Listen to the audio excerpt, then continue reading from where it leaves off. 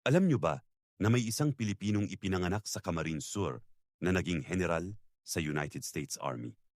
Meet Brigadier General Oscar Hillman. Ipinanganak noong 1950, bitbit niya ang tapang ng kanyang pamilya, ang kanyang lolo at tiyuhin ay mga bayaning nasawi sa Bataan Death March. Nagsimula siya sa ibaba.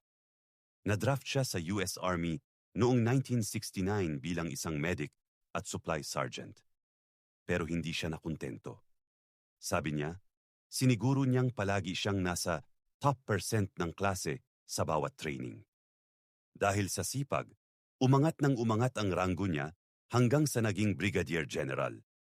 Pinamunuan niya ang 81st Brigade Combat Team sa bansang Iraq at umabot ng 35 years ang kanyang serbisyo.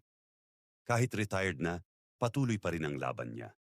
Ngayon, lumalaban siya para makuha ng ating mga Filipino World War II veterans ang benepisyo at pagkilalang nararapat sa kanila.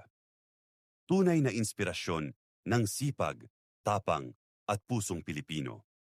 Share mo ang videong ito para mas makilala pa natin ang mga kababayan nating nagbibigay ng karangalan sa buong mundo.